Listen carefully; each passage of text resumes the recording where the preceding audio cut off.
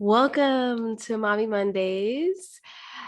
This will be part 2 of birth stories. Last week, Denisha was super vulnerable and shared with us her birth experience, which upset me a little bit on stuff that she went through. But no, thank you for sharing that.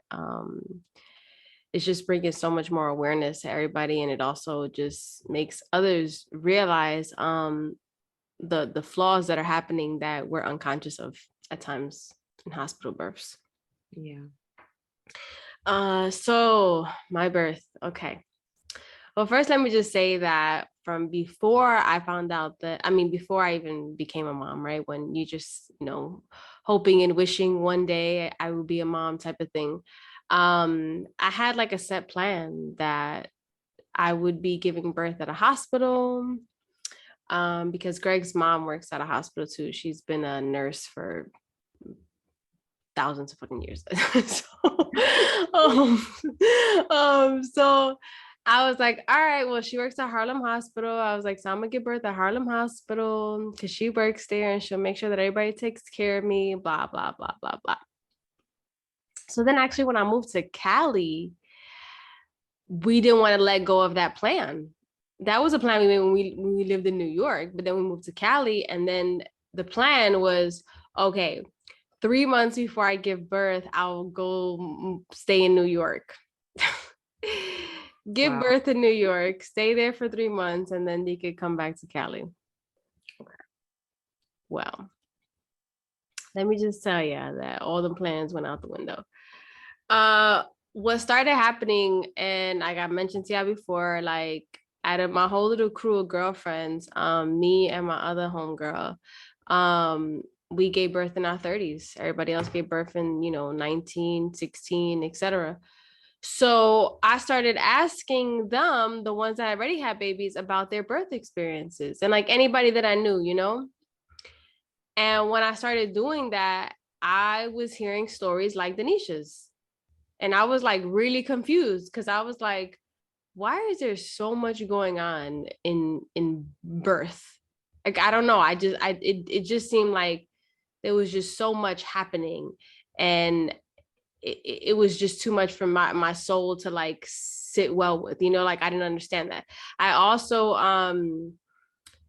was very disturbed at the fact that even some of them didn't even remember anything because they were so drugged up. So I was like, yo, what the fuck is going on here? Like, this one don't remember, that one remembers all the pain, you know what I mean?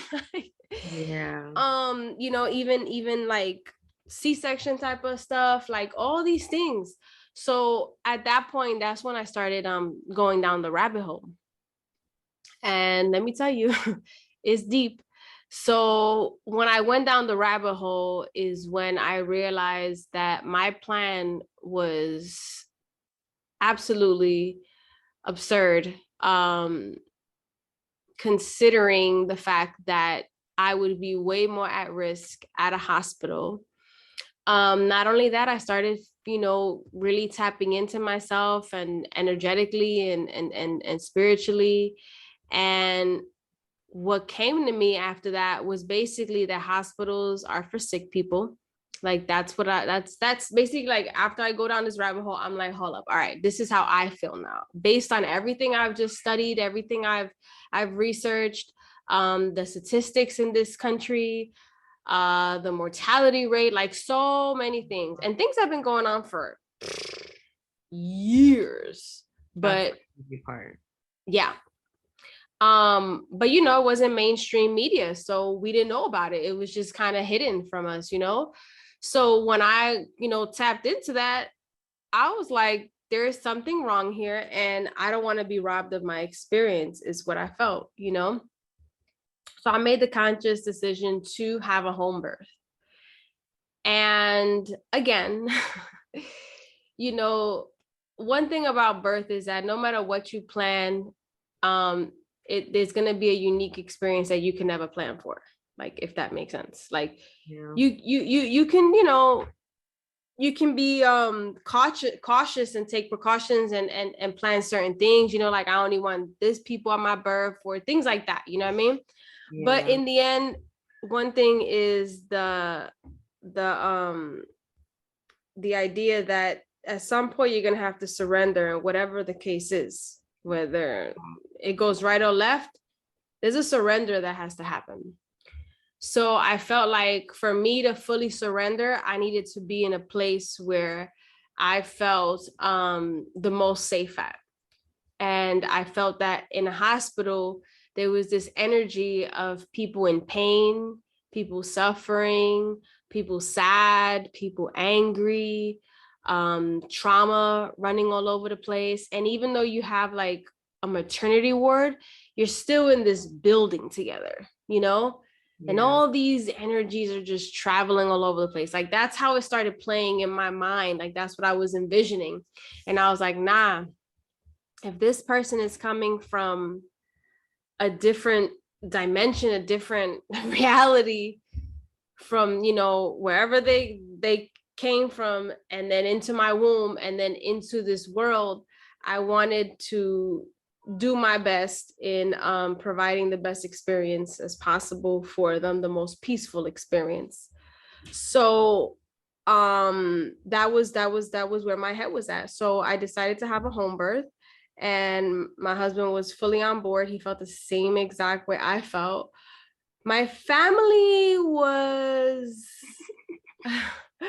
That's my always dad, the tricky part. yeah, my dad was really like, well, that's how we used to do it before, you know what I mean, like you good money type of thing. And then you had others like, okay, but like why, you know what I mean, type of thing. And it's like, oh, because it's safer. And it's like, I don't know about that, you know what I mean, type of thing. You know, I have friends that are in the medical field and they're doctors, and they were just like, I think that you're putting yourself and your baby's life at risk by doing that. Like that's how they felt. And I was like, well, I get it, I respect it, but that's not how I feel. Yeah. So you know, that was, there was those little challenges of like, you know, certain people just thinking that we were bugging out, you know. And then his mom that works in the hospital her life, obviously she's in, you know, indoctrinated with that the medical field that, you know, is in place. So, you know, she had her little bit of concerns, and then it was like, oh, but what about this when they're born, and the vitamin K, and what about the shots, and what about this, and what about that? And we were like, nobody's worried about that, none of that.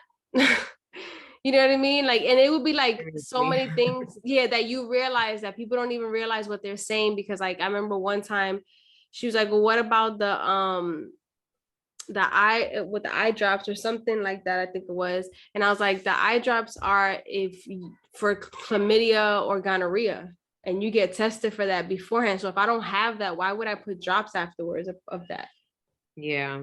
And especially if Like, you're married, like people don't really think about that. yeah, like I'm not in that type of relationship. I'm also not like, you know what I mean? Yeah. So, you know, even just little things like that, she would, you know, afterwards think back like, oh yeah, that is true, type of thing. You know what I mean? So she was good like that, like in the sense like she wasn't shut off like completely, you know, any cognitive dissonance, like, oh nah, you know, she was like, oh, okay, you know what I mean? That's true, type Yeah. of thing. And we were more like, yo, just trust us. Like we didn't just come up with this to be cool, you know, like we went in, guys, like we fucking went in. So all that is great. And then it came time to find a midwife. Now here's the crazy part. When I first got pregnant with my son, I had originally went to like a regular OB because I was still searching for a midwife, but I wanted to confirm the pregnancy and do the blood work and all that other stuff. So I did that.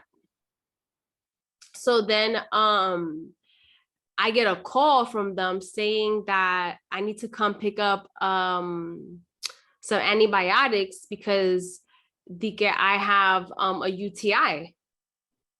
Oh And I wow. was like,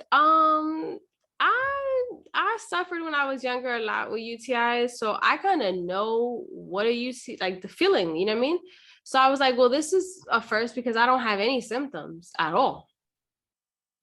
So it so happens like that same week, I also find a midwife. Now, I'm not gonna lie, I was looking for a midwife of color, but I couldn't find one because there wasn't too many. So I ended up going with a Caucasian one. She was great to me, though, I will say that. You know what I mean? Yeah. But I will say she was a great provider, if that makes sense. You know what I mean? Like my other midwife that I'll tell you about afterwards, like I connected with her, you know? So Yeah. so fast forward, I get the midwife and I tell her about the UTI thing. So she does a test on me and I don't have a UTI. That's so crazy because this is the So second time I hear a story like that, where yeah. somebody will go and they'll call them and say, "Hey, go pick up your antibiotics Yep. for your UTI." And they're like, "Wouldn't I feel a certain way?" Wow, that's insane. Okay. Yeah. Yeah. And I was really pissed at that point. Like I was super pissed.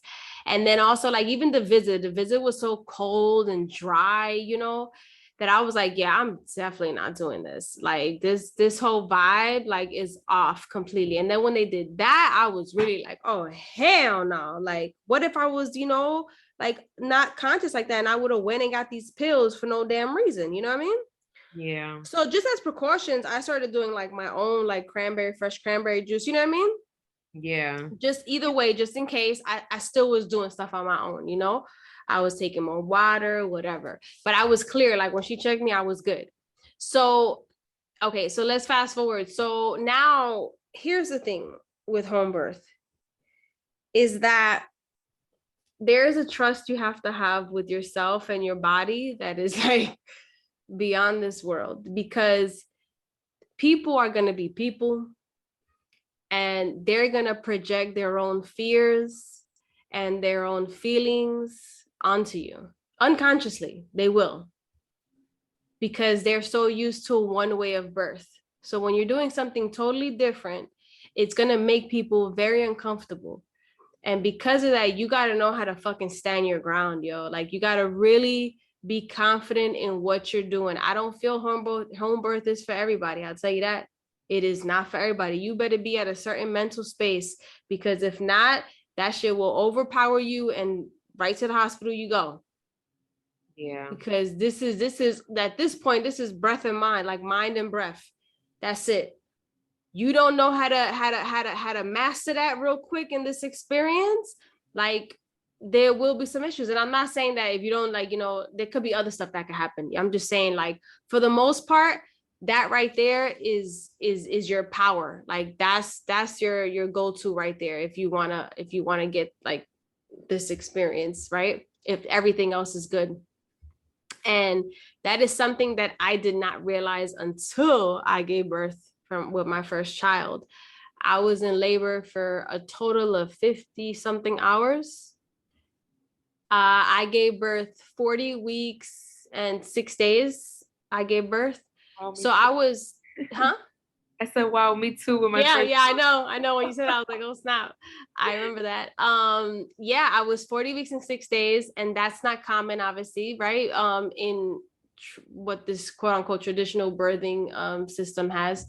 So first of all, I was concerned because I was, like desperate to meet the baby already as a first time mom. And of course, my family was like, why are you not getting induced?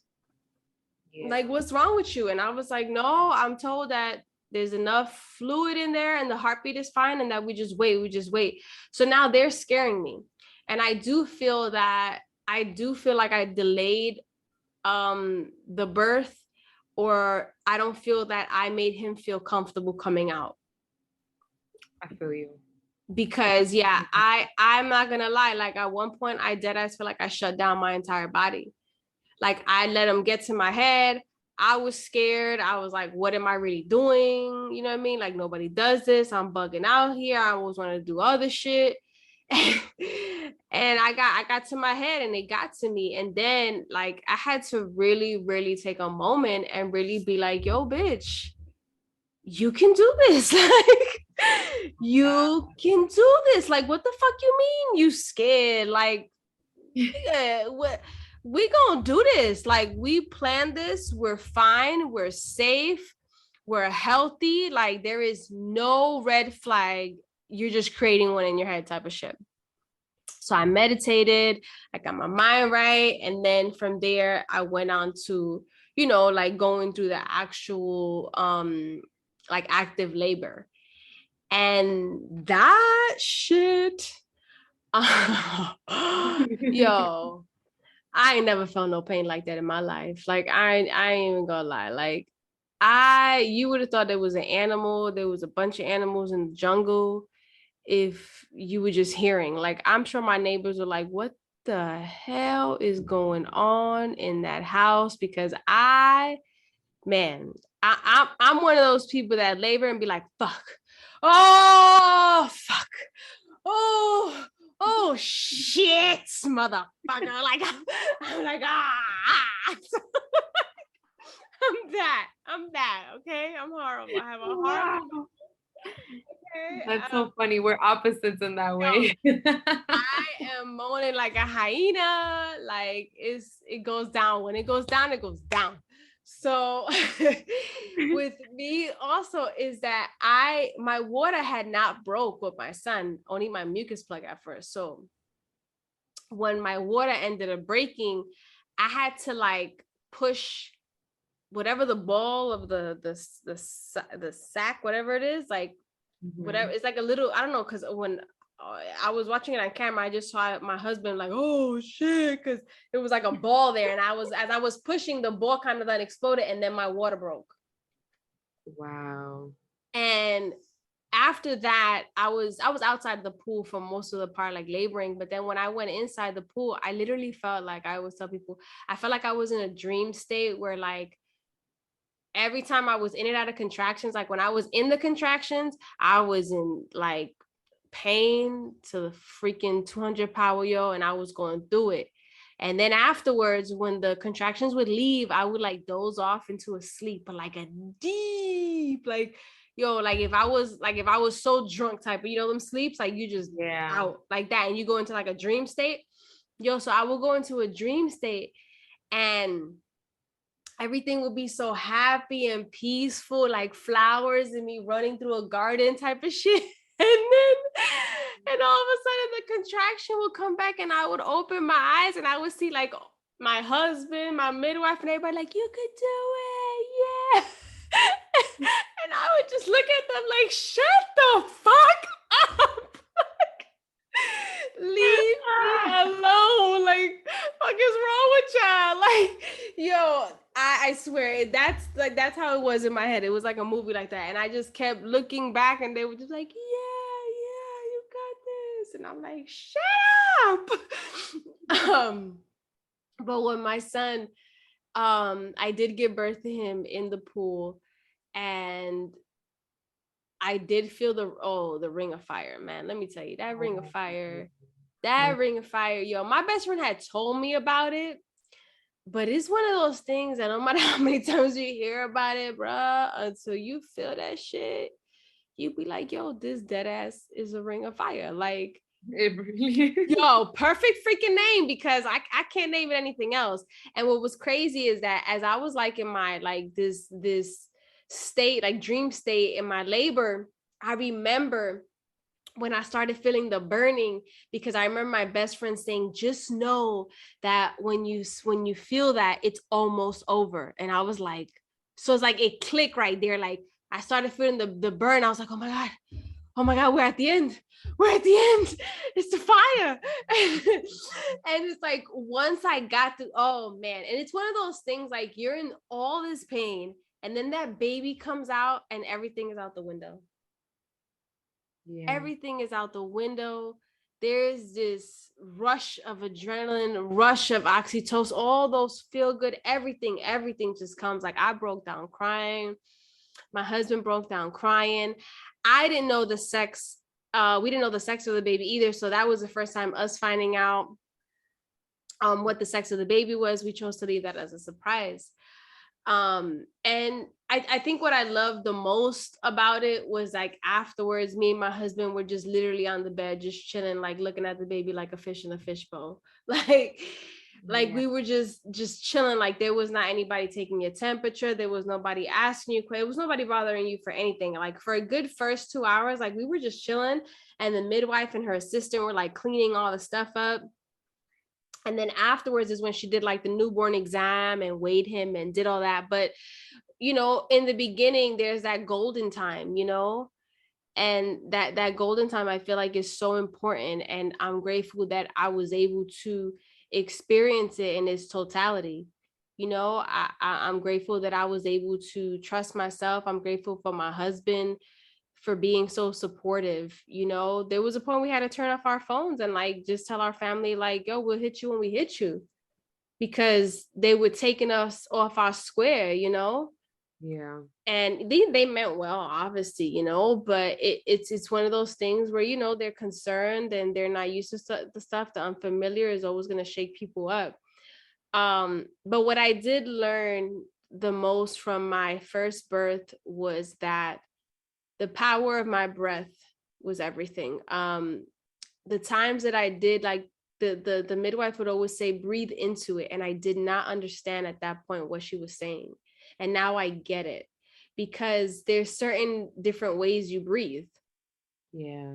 And when we say like breathe into the pain, it's, I don't know how to explain it that can make sense, but it's like you're surrendering to that pain, you know what I mean? So you're just finding a flow state of breath within that pain. And I noticed that when I did do that, my contractions were less painful, number one, and they were shorter. So it's as if like I was controlling those, you know what I mean? Like I had some type of control there of how much like the pain that I would go through, you know? And I'm talking about like first it was a minute, and if I was breathing right, it would last 30 seconds. And I was like, hold up. Like I ain't gotta be in this that long, you know what I mean? Like there was the power of breath. That was to me one of the most important things. And there was also, you know, there's this feeling like you're never gonna have the baby. I don't know what it is when you're in labor. Yes, I know exactly. I know a lot of there's this like weird feeling like it's never gonna happen. Yeah. It's like it's gonna happen, you know what I mean? But there's this feeling that it's never gonna happen. And I think because of that, we go through these, I know I went through these different roller coaster of emotions where like role playing also. Yeah, like at one point I feel super like I can do this. And then at some point I would literally be like, I can't do this. And I would just break down crying. And I would be like, I can't, I'm done. I'm tired. I'm exhausted. Like I'm done, you know? And then I would be so emotional. Like I would feel it in my heart, like the emotion, you know what I mean? Like of like I'm totally like tapped out type of shit. Like I'm throwing in the towel, fuck it. And they're like, you can't, like you still gotta way out. This baby gotta come out, you know? But yeah, so when it came to my second birth and my third birth, I was very, very excited to have another home birth, because I felt like that now that I experienced the first one, I see the layers to it. And I see where I had the most power in it. And it was crazy because when I decided to have a home birth again, there was also some people that were like, why would you put yourself through that again? And I was like, wait, what? Wow. Like, put myself through what? And they're like, oh, but you were in labor for so long, like all the pain. I'm like, bro, that was one of the most incredible transformations of my entire life. Y'all be going through pain and get nothing out of it. Like, yeah, wow. Like, y'all be going through pain with boyfriends and relationships and dumb shit and don't get nothing out of it. I went through, I don't even want to consider it pain. I went through a fucking experience, yo, a spiritual life-changing experience about my body. Like after I gave birth, when I tell you, I was like, oh, I felt God on every level. Like I felt everything that God has given me. I felt that shit. So it's like, you can't tell me I don't come from something so fucking powerful, bro. You can't tell me, like, and as a woman too, like, oh, I'm on the top of that chain. I'm on the top of that chain with what I could do. For and real. the amount of pain that I could withstand. You know what I'm saying? So with my second and my third, my second, I was probably like a day early actually. And with my third, I was actually the day of that I was due. My second one, I was 15 hours in labor. And this one was pretty smooth. Like I felt like I knew the layers to it. So like I went into like my mucus plug came out like at midnight. No, not even. It was probably like 10:30, 11 o'clock at night. And I started having contractions around midnight. But I didn't give birth till the next day at 3 something. But it was like I didn't go into active labor till 1 p.m. the next day. But throughout all that, I was like sleeping through my contractions. Like I wasn't, in the first one, you're so anxious. In this one, it was like, no, I'm resting because I know I'm gonna have to. I was gonna say it's also like we don't know what's gonna happen. So we're it's a like you said, the roller coaster of emotions. We're impatient, we're curious, Yeah. we're desperate because it's Yep. also kind of annoying. You're in pain, then you're fine. You're in pain, then Yep. you're fine. And you're like, what the hell? Like when is the like you want the action to start, but then when the action Yep. starts, it's too much. And so I understand what you say about how like the first birth can be so and I just believe that it's because of the lack of education again, of Yes. knowledge Yes. and the knowledge of self. Because in Yep. reality, if we understand that when we're in that much pain, we have access to the spirit realm. And that's where we got Yes. our babies from. So it's like if we don't understand that, we are gonna be in the physical in pain. But if we, like you said, connect to the breath, it's kind of like our soul or our spirit goes somewhere else and it's able to live the Yes. experience without the feeling of the pain. So yeah, we've mentioned that pain, like that birth is pain, but in reality, it's a different kind of pain that can eventually turn into like somewhat of a pleasure because you control Yes. it. Yes. Yes. Yes. Yes. Yes, girl. That's exactly what it is. And you do like I do feel like I went into like a whole spiritual realm. Like once I really, saw what was happening and what I can do, because at first, like I was a mess at first. I was a hot mess at first because I couldn't process what was happening. Like I was just like, this is ridiculous. Like this type of pain. Like, who the fuck came up with this shit? Like, um, but it goes to the test of the mind and like really really knowing like like you're the you can be a deliberate creator in this process you know so with my second one, these children, with my second one, I was definitely much less anxiety. I didn't care what anybody said, you know what I mean? Like I wasn't worried about nobody because I was like, y'all can't tell me shit. I did what I did and I'm gonna do it again, so I was very confident in that. But let me tell you something. There's always that moment, no matter how many times you push out a baby, that you sit there and be like, yo, I'm about to push out another whole human again. Oh my God. Like, oh my God.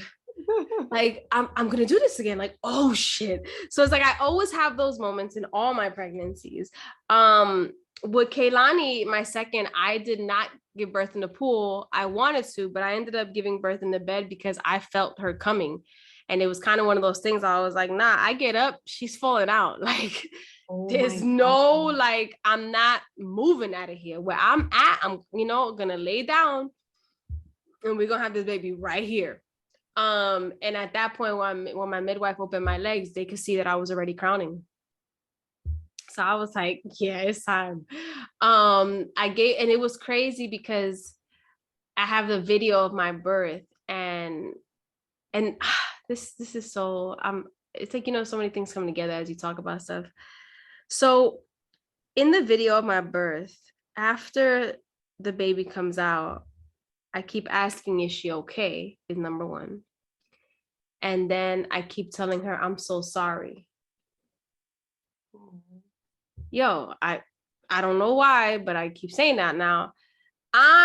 at the time was connecting me saying that to the fact that like I was in the bed and, they're trying to like open my legs, you know what I mean? And, you tighten them when, you're in pain and stuff, you contract them. Yeah. So I kept feeling guilty because like for a moment her head was just right there, like just hanging out and going in and out, just hanging out, you know what I mean? And I felt so bad because she was just stuck there, like crunched up, like right there out of my coochie, but still, in. And Oh my God.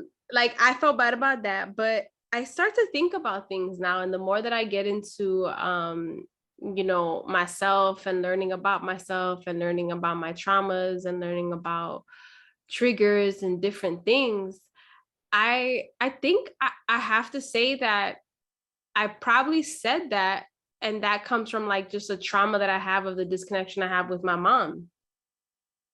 I was gonna say that.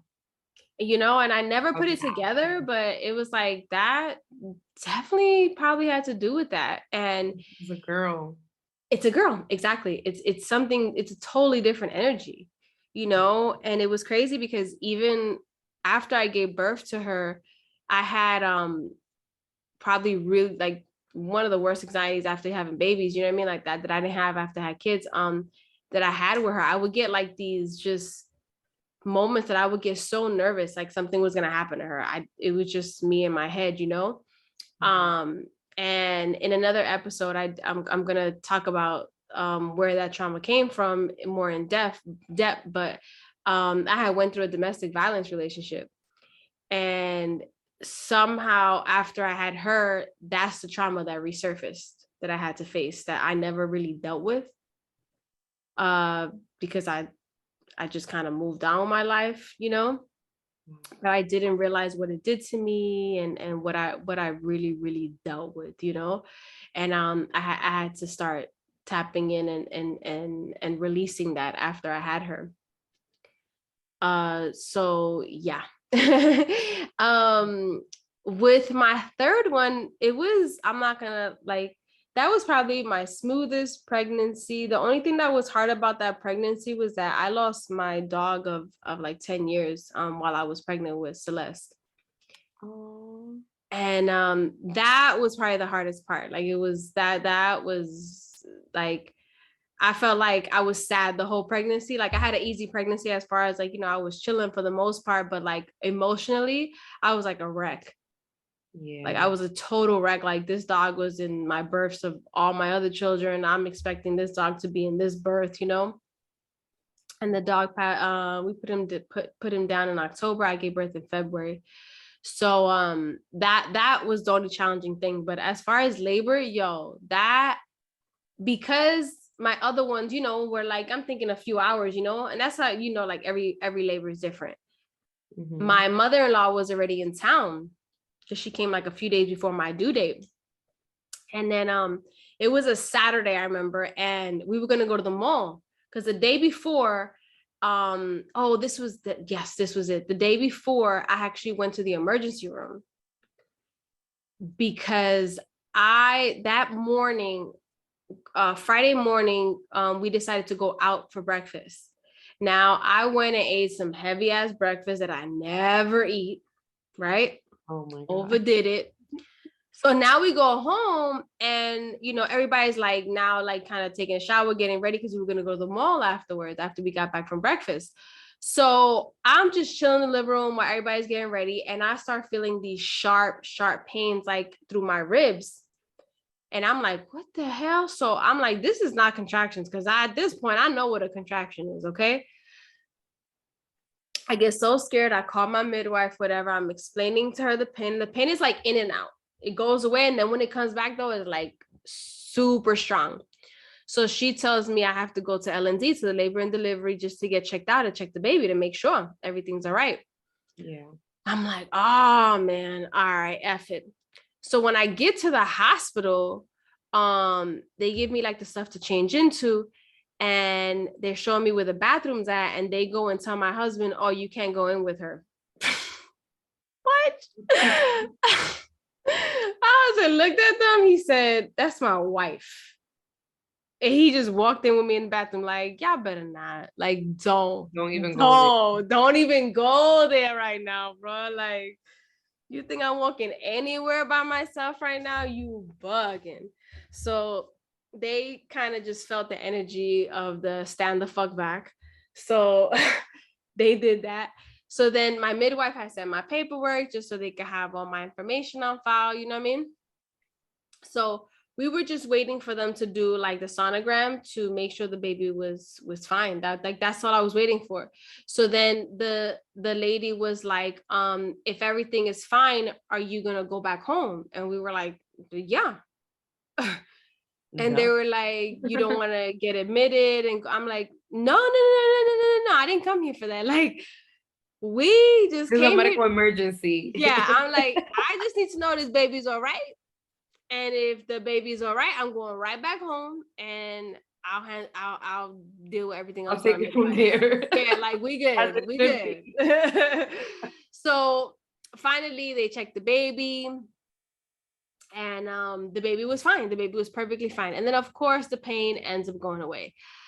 I think it was just probably like food. The food probably didn't digest properly.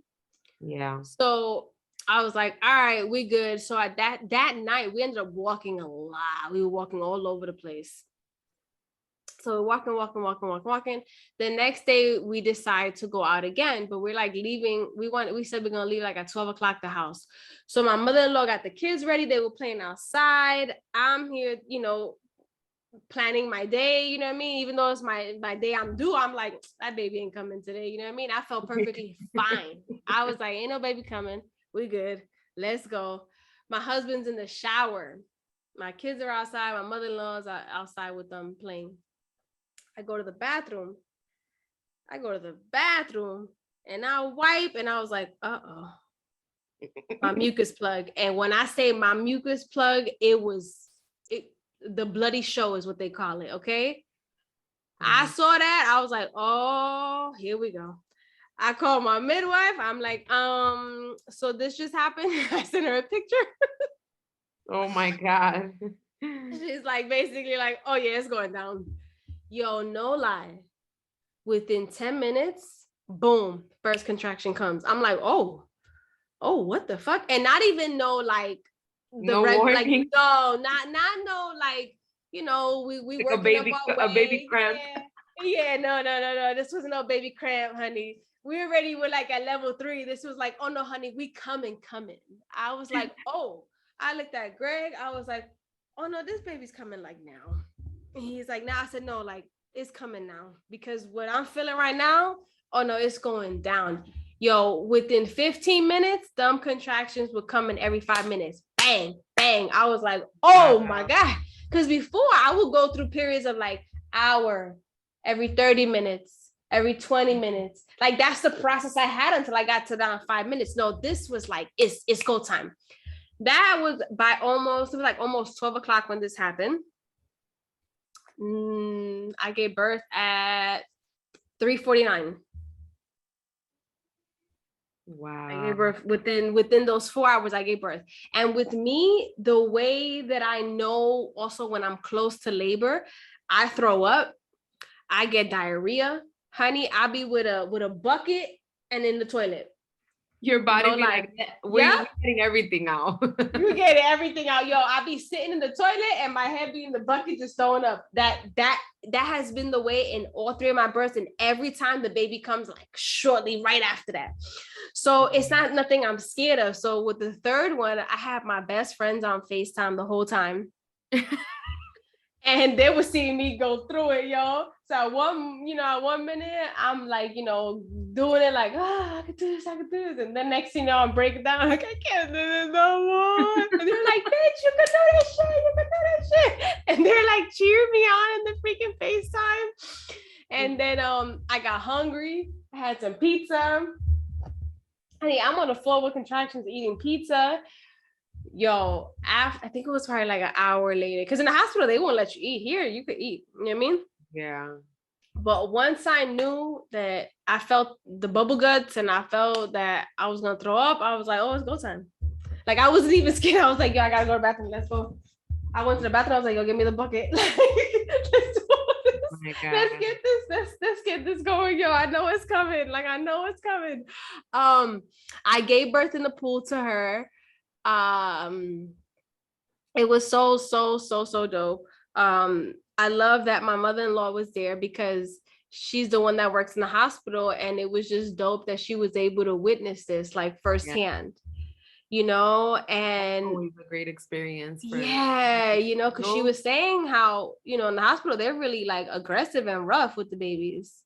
Yeah, they And are. Trust me, yeah, I've been through and 3 times. she just saw like just how peaceful the whole experience was, you know, even afterwards, and how delicate they are with the baby.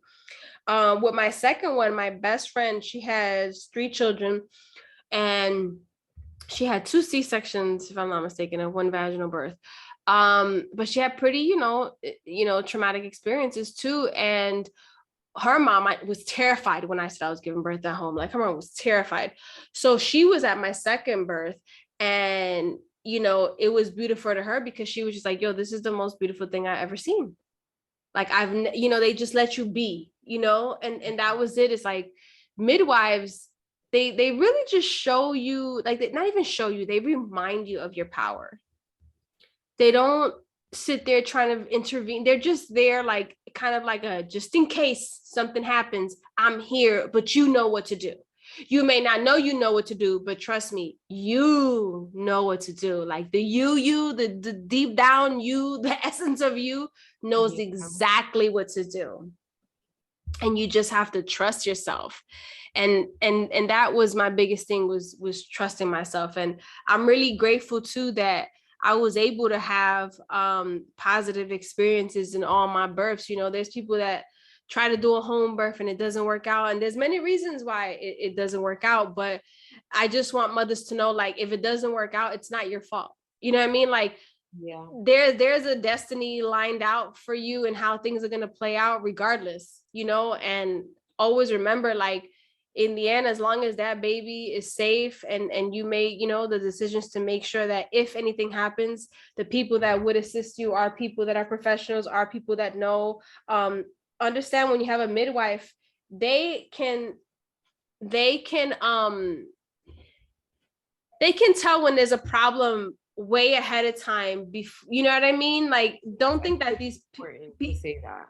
yeah, like, don't think that these people like don't know what they're doing and then just figure it out on the fly. Like, they are so well trained in natural births, in just everything following, you know, suit of how natural birth happens, that because of that, they're able to recognize a red flag when it happens. Now, you look at these obstetricians, and the truth of the matter is that they're not trained in natural birth. They're actually trained in emergencies. So they're always looking at everything as if it's a problem, as if something needs fixing. So from the jump, they're always going to have that type of energy and mentality. And because of that, that can be detrimental to your birth as well, because not everybody is in need of these type of emergencies, you know what I mean, that they're creating.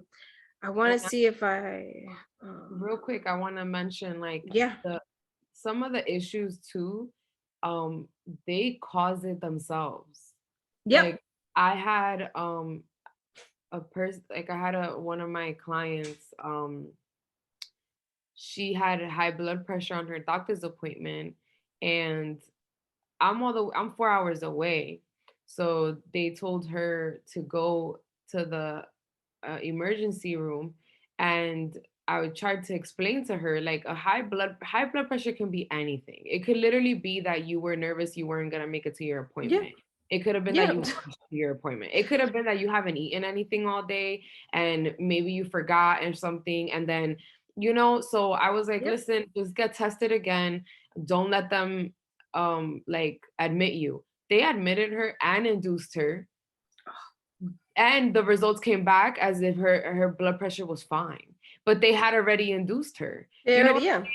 So it's like, how do I jump in this moment and say, okay, well, they induced you and literally forced your labor to start 3 weeks early before you're not even on your due date. And how do I tell you to like disconnect yourself from all those things? Like I can't even do that because now it's like I have to prove everything. You know what I mean? Like even if I say Yeah. it, which I did, there's more that's to it. The comfort of being in a hospital to some women, not knowing that it's the total opposite of that. Like they just literally put you here for no reason. Yep. Yep. Yep. It's so crazy because the sad thing is that that labor ended up in a C-section for that same For reason. that, Like yeah. that baby was not ready to come out. And it was so sad for me. And that's why I had to take a step back and be like, hold on. I need to analyze this whole hospital game because this thing, they're not playing. Like you don't have a say No, at all. they're definitely not. Let me see. I want to try to, let me see if this is it. Okay. I'm gonna play a clip from my documentary. The training that a physician gets. Can you hear it? Often, right? So Yes. we could break it down. Midwives, there's different types of midwives. There's licensed midwives, which are also called certified professional midwives. You got to put it a little bit louder. Certified nurse midwives who go through college, nursing school, and through a Is this better? training. Licensed midwives are often trained in accredited programs or sometimes unaccredited programs. They come out and they're more interested in doing home birthing. Can you hear it? Birth as normal. Birth as Now it's like a little not as damn. Okay, so like he's a static. basically, yeah, there's a lot of static here. Okay, so he's basically saying, like, like midwives view birth as normal, you know what I mean? And he was also saying, he goes into saying basically how what makes an obstetrician unique is the fact that they can do certain types of things, like they're very well trained in C-sections. They're very well trained in what's it called? What's the birth? VBACs. They're very well trained also in breech births.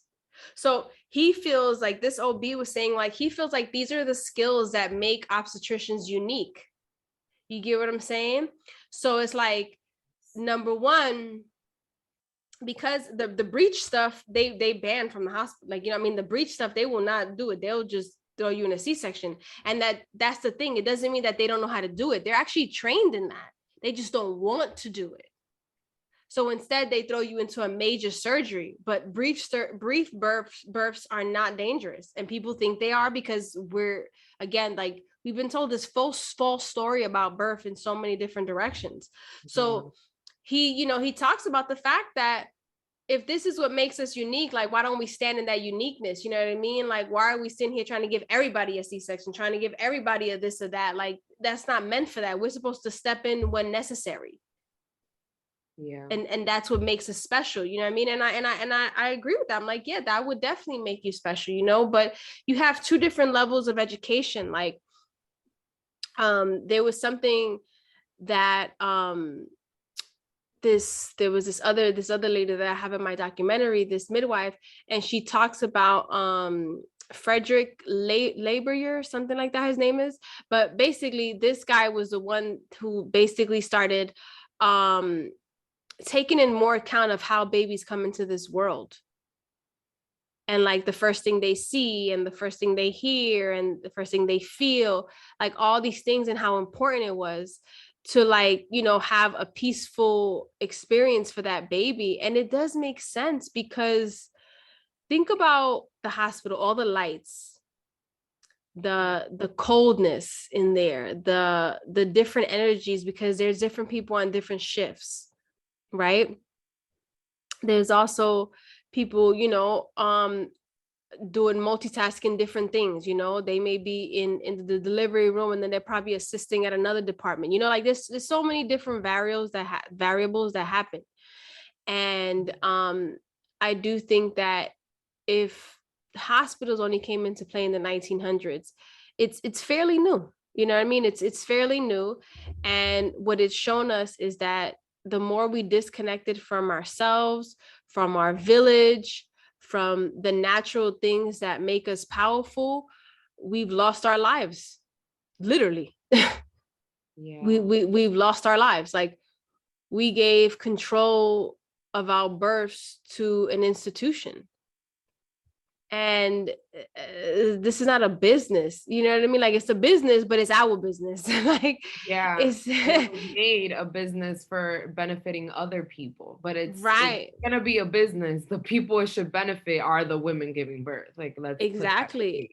straight. And they're not, you know. So I think anybody, if you're interested in having a home birth, definitely weigh your options. Also, I had a different midwife for my second and third, because my I first wanted you to midwife, talk about her. yeah, my first midwife actually ended up moving. So I ended up finding another midwife, which was God sent, to be honest.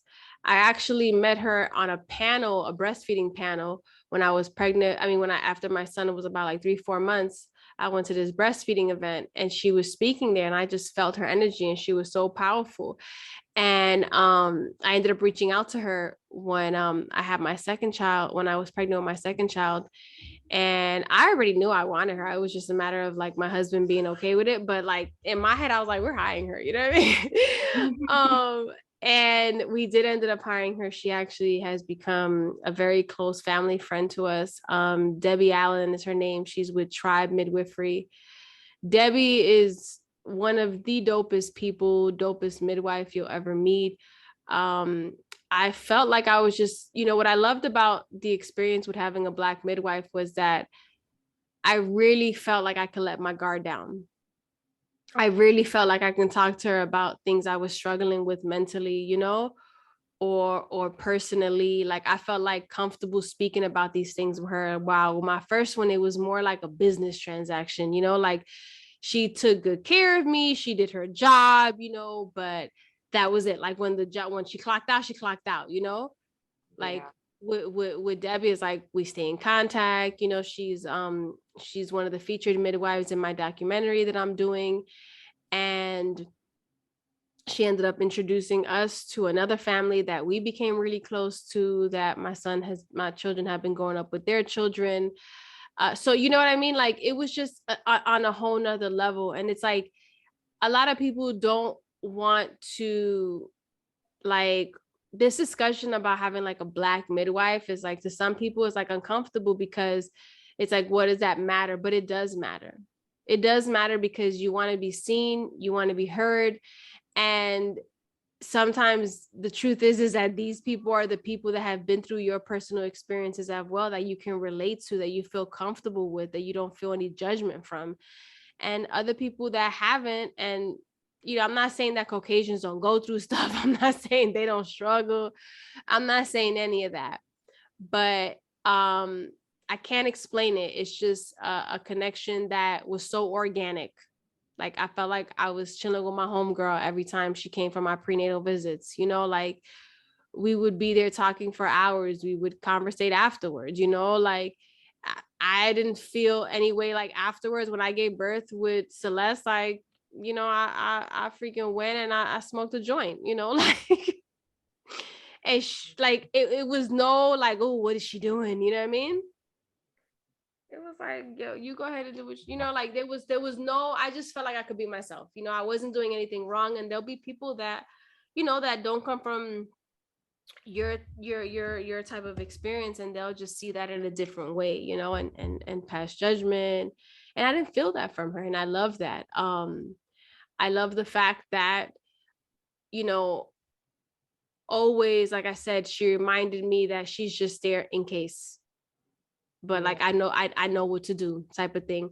I do want to mention something really, really interesting about all of my births. My son was born at 3:48 p.m.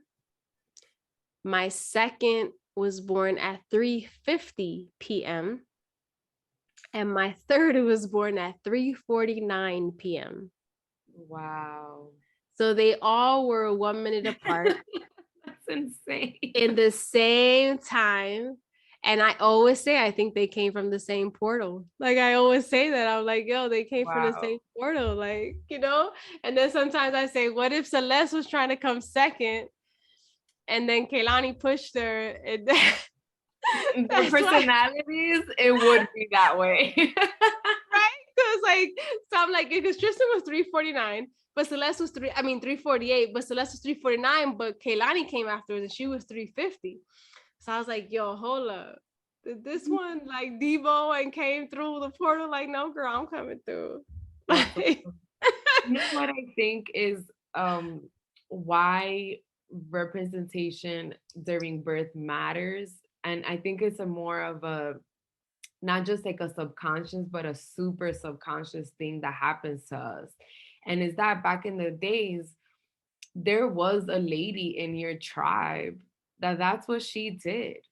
And every single child in that tribe call her nanny or mama or, you know, like all these terms, not nanny, like all these little terms that we have for these women.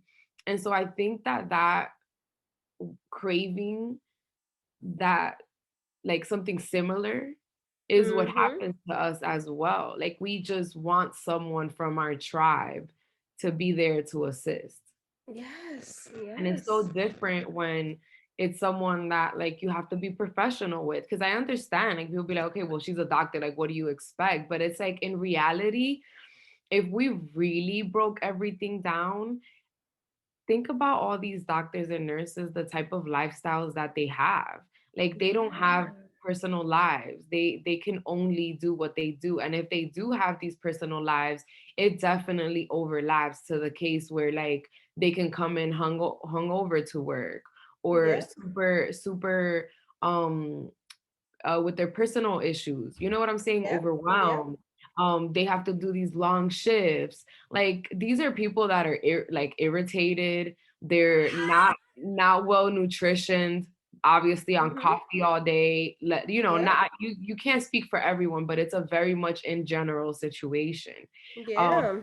Is these people that have to stay up studying all night. Like it's crazy. So it's like, why would you want those people, which is something that I want everyone out there to think about. Why would you want these people around you where it's like they don't even want to be there. It's like they're annoyed by your presence. And you don't want your children to be born into that type of environment. Like that's crazy when you really break it down. And it's, you know what? If they weren't bombarded with so much unnecessary births that they don't need to do, they wouldn't be they wouldn't be like that. So then you would have a much more peaceful, like, you know, energy in that floor or whatever, you know what I mean? Like, I personally think that everybody, like, I think there should always be like a birth center next to a hospital. And I think that's where people should give birth at. Yeah, like for the people that don't want to be at home. That if you don't want to be at home, I do not think that a maternity ward should be at a hospital. Like that, I don't know what it is about that I just don't feel comfortable with that. Yeah, like it needs to be a whole separate building with a whole separate environment, aromatherapy, like dim lights. Honestly, because natural equipment. Exactly, because like you're not dying and you're not sick, you're just in labor. And that's so important. Like this is such, you don't see animals out there like, yo, come help me. I can't get this baby out.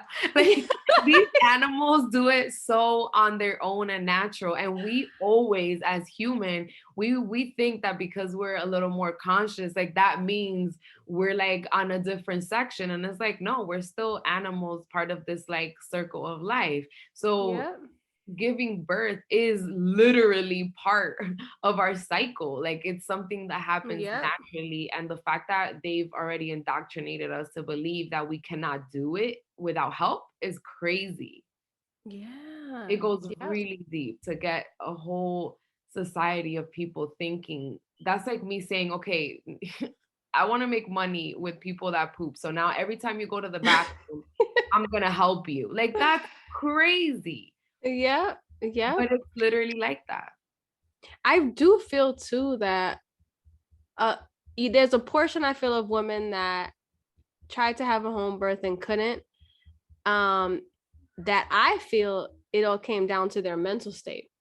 Some it was what it was. Like there was a situation with my best friend where she had labored at home literally the whole time. The problem was her water ended up breaking, but she still didn't give birth. So you only have a certain time from when the water breaks. Yeah. Like you can't, like, like I was able to wait it out because my water hadn't broke yet, so the baby was still in the fluid. But once the water starts breaking, I believe you have like 24 hours, I and think after that it might be 48. 48, something, it's something like that. I know that.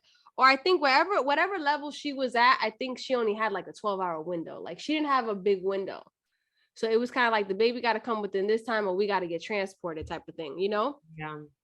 So in there's situations like that can happen.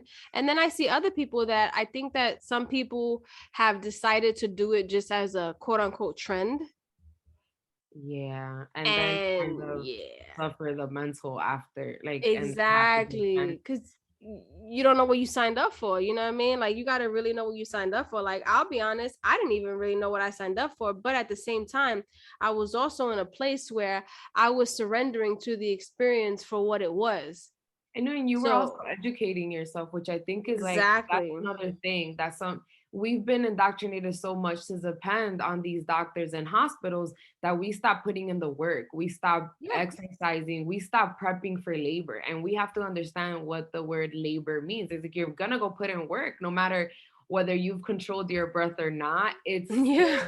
It still works. a marathon. And Yeah. if you use up all your energy in the beginning, you can easily get drained towards the end to the point where like you're gonna need assistance. So I feel Yeah. like the education portion of it and the preparing of it is where, they're winning. Like they got to us, and Yeah. that's where our women are kind of confused because they just want to, they taught us to eat for two people and to sleep all day, which is okay. Your body's going to tell you when to Yeah. do that. But there's going to be a point where you're going to have to literally physically prepare your body for this marathon. Yes, absolutely. Absolutely. I think number one, it's important is when you decide what you want, also don't feel guilty about it. Like even if that means that you want a hospital birth, like listen, if that's where you feel safe, do That's where you that. need to go. That's where you Exactly. need to go. Now, the only thing that we recommend if you're going to a hospital is that you got to know also what you're going into. The same way, like when you giving birth at home, you need to know what you signed up for. You got to know Exactly. what you signed up for when you go into a hospital. You got to understand that now there is um way more people that are going to be in control of your decisions, not because they can, because they are in a position where now there is this fear of authority, and we start to feel like our voice doesn't mean anything when we're in these institutions. Yeah. And a lot of times that can be taken advantage of, not intentionally, but ignorance is running rampant out here, even with your medical professionals, because they were taught a certain way, so they're just going by that, you know so I want people to make sure that you're understanding that when you go into these hospitals, you have to make sure you have somebody that can advocate for you. Like if there's a birth plan you have that can, keep it so that it's consistent with that birth plan, as long as everything is safe with the baby, then the birth plan should not change. And it's like, put it like this: when you're in the hospital, you're just gonna have to know that you're gonna have to fight a little bit more there to have things your way. You're gonna A have to lot fight a more. little bit more. Yeah. And the truth is that you shouldn't even be worried about that, because you should be focused on you and the baby, right? So you're gonna have to have somebody else there, whether it be your partner, whether it be your parent, your cousin, your friend, your whoever, your doula, like somebody there that can advocate for what you want, because you're going to be in and out of your, realms that you go through in labor. The last thing you want to do is sit there and also have to defend yourself and have to fight for yourself. Yeah.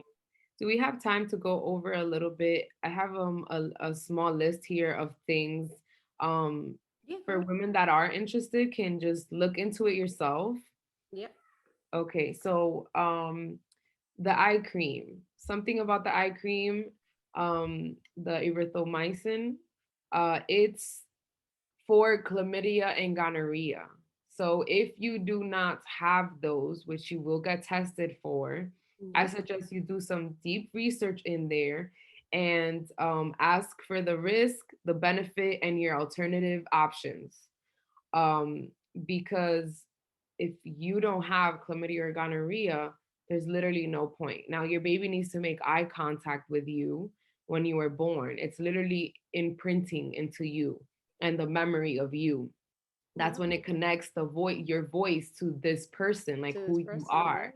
And if your baby's eyes are blurred, it takes longer for that to happen. So I'm just sharing these so that you guys can go and research your own things further. I just want to dissect a few like myths out there. Vitamin K. So vitamin K is a vitamin that they give. It's synthetic, so it's not original vitamin K. It's just a synthetic version of vitamin K. So it's not the same, and it's like an amount, like the amount that the baby needs in comparison to the amount that goes into that vaccine is super ridiculous. So it's like times 100 of what a baby would actually need. I want you to know that your baby starts producing its own vitamin K after 7 days. This is a God like workout, like it's a God plan. The reason why it's like that is because you are supposed to be bedridden for those first 7 days that your baby's there. You're just supposed to be breastfeeding and resting and drinking and eating. That's about it. Changing diapers on the bed. So I think that there's a reason and a purpose for these things. um Cutting of the umbilical cord, I feel like, is super important also. Do not clamp the cord or cut it. Wait until the placenta literally pushes everything back into your baby. There's Yep. red blood cells, white blood cells, stem cells, oxygen, nutrients that all have to be pushed back into the baby. And the reason they do Yep. this is because they sell your placenta Mm-hmm. for stem cell research and for anti-aging um products and things like that. Listen, we Uh, had that placenta on, well, after I gave birth, probably for like three hours before we that's cut it. amazing. I wish I would have known that before, because that's something that I We were definitely just chilling. Like they put it into like a Ziploc bag. yeah. She put it in a Ziploc bag, covered it up in like one of those like those sheets, like the blue sheets that like pee wee wee pads or something like that. She wrapped Oh, it up in yeah, one of yeah. those. Yeah, and then put it in a thing, and then we were just chilling there. You know what I mean? Like the whole time until we did the newborn exam, and then we cut it. Yeah. Um, you can also ask for skin to skin immediately and um basically delay all newborn testing. You're allowed to do Yep. that. You have the Yep. right to do that. So the reason you want to do something like that is, again, this baby just came from literally another world. And the trauma is that, like, separating them from you, having these people with this awkward energy touching the baby. If you can touch your baby or maybe have your partner, like, in the hospital, that's not going to happen. Like your partner catching your baby, because that's just something that you're going to have to like kick everybody out of the room for. um you are allowed to decline antibiotics. um you are allowed to bring your own clothing. You don't even know what they wash those clothing with. A lot of babies are getting eczema, and I know it sounds like a long stretch, but it's not. Like, these are fabrics that are, everything in the hospital setting Yep. is done very much on purpose. Yeah. Everything. And it goes almost directly opposite from the natural ways that we used to do things, which is crazy. So just think about the amount of undoing of information and knowledge you're gonna have to do. But it's doable. And it's like Jen was saying, the feeling that you will get, you're gonna get the feeling anyways, whether you have the baby in the hospital or not. I got the feeling that my baby was the best thing ever. It was amazing. I felt so empowered. But if you can take control out of most of this, your baby will be living with way less trauma, and it's way less things that you're gonna have to undo in the future. uh, Yeah, we don't realize like a lot of this stuff is coming from like it started from your birth. Like Yeah, a lot of things. A lot of Ask things. ask for risk, benefit, and alternative options for everything that they're doing to you. So make them Yep. explain to you why, not only why, but what are the risks. Because once they start talking to you about the risks, that's where your light bulb is going to turn on. The vitamin K has a black box warning, meaning it warns of death. And if you ask them, they have to tell you. But of course, when you don't know anything, they're just going to have a doctor come in and say, "Oh, I gave my baby vitamin K." That's just, it's legal. It's illegal Yeah. for you not to get it. It's a lie. It's a Yeah. lie. It's actually unlawful of them to even put you in that type of situation. I You think we'll definitely should have a like a episode separate on just hospital policies and laws and things like that. Yeah, that would be really good. I'm done with my list, by the way. Oh, two last things. You can ask for the lights to be turned off, any LED lights, and you can also ask for the room to be silent, literally silent. That every person that walks in there cannot talk in front of you. Like, yeah, like take that power, yo. Like you a queen up in there. Like, all right, these are my demands. Yes. Look into each Like, one of those things and see what connects with you, what makes you feel like empowered and being like, actually, yes, I can fight for this. You fight enough and you will get your way.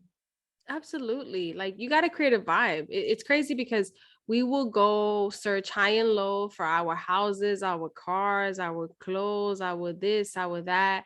And yet we put no effort into our births and who we're going to allow in there and who's going to be there and how we're going to decorate the room and what type of vibe we're going to have. Like that's Mm. something very, very special and important. And I want us to take it for what it is. It is that big of a deal. It is that empowering. It is your time. Like it is your time, to experience, something that you came here to do, to procreate, and to be the portal to that is truly, truly an honor, and I love it, and I really, really do respect it and see it so differently than when I did it as a child, because I wasn't raised in a way to look at birth this way and its sacredness and how beautiful it is. And that's why um when we look at all these situations, like, this conflict of just abortion and all these other stuff, right? It's like I'll be damned, I sit here and focus on teaching my daughter how to quote unquote fight for abortion rights before I teach her the sacredness of birth and how beautiful it is. Like I want my daughter to feel so excited for when that time comes for her, not scared, not confused, not, like kind of like, oh, I get to experience that, like the stuff my mom talked about all the time, because we speak about it so highly. My daughter watches her own birth and she loves it. She loves watching her Yeah. own birth. And I just think if we introduce it, we start shifting the generation, and that's how we're going to shift this birth, like, situation that we're in, where we've lost control. And that's the way to gain control back, slowly but surely. I love when I see young girls having home births or even considering a home birth. Like the fact that these conversations are a topic on the table right now is beautiful to see, because it means that we're waking up. It means that even the people that are sharing their stories, like Denisha, what's happening with those stories is that other mothers are saying, hey, that was my experience, and hey, that. And then what happens? You start to put the pieces together, and then your spirit talks to you, and you start to realize, that may not have not been the way. You know what I mean? So even if you're not somebody who's going to have children anymore, whatever the case is, I know with your children, you'll teach them differently. Like everybody's going to teach each other differently. Even these people that have been witness to my home births are now speaking differently to other people that ask about these things, right? So we're Yeah. shifting the mindset because we're giving people, the proof is in the pudding. That's why I can't wait for this documentary. I've been working on it for so long because there's been so many hurdles, but I'm really excited for it because you're going to get to see our people having home births, like it's Yes. not a rich white thing. It's not no, like these are us, like us getting back to our roots. The love that is expressed within these Black families, like y'all don't understand. ¿Qué te pasa con esta niña? The magic that happens. Yeah, there's a beautiful magic that people are gonna get to see, and I can't wait because you could feel it through the video. You can feel their love, you can feel their power, you can feel their control. Like it's revolutionary. It really is to witness like firsthand, outside of my own birth, but to be and witness other home births that I've recorded for the documentary. I've watched these women go through those levels. I've watched the father go through it. I've watched afterwards the joy, the peace, the light. Like it's freaking awesome, yo. It is amazing. And the fact that when people are able to witness this, like you said, and feel that power, I feel like a lot of women also who've already had hospital births are now also deciding that that's something that no longer serves them and are Yes. switching over. And I've been able to help women that have been tricked into basically C-sections in the beginning and having VBACs after. Like that's something Yes. that just it makes me cry till this day thinking of all the women that have asked me, do you think that's possible? And just me just saying, yeah, of course it is. And then Yes. taking that and then going and doing their own research and like advocating for themselves and standing up for themselves. Like that has been one of the most fulfilling parts of my journey is watching women wake up. Like it's my favorite Yes. thing. I do too. Oh my God, I do. Like I really get a rise off that. Like I love it. I love it. I love it. But that is all the time we have for y'all today. If you guys have any questions, feel free to DM us and hit us up. Anybody has any questions on the home birth stuff? Sorry, that's my kids coming in and out of my office. I can let you know, any midwifery services out here in California. I have a great, circle of birth workers all around me of color, and I love that because it's really growing. It's really really growing, and I love seeing it, and I love being a part of it. Like I really really do. So that is it, y'all. I gotta get on mommy mode, figure out what to cook for these kids again. Never ending. It's never ending, dude. I'm tired of dishes. I'm tired of the damn, I'm tired of cooking, yo. I need a chef. I need a freaking A chef. chef sounds nice. Oh, I'm telling you. Imagine waking up and the breakfast is already there and everybody just sits down and eat. That would be awesome. I gotta Yeah. manifest that. I was gonna say I'm gonna write that down somewhere. Because that's the life I want, right? Y'all could keep this whole working like a slave stuff.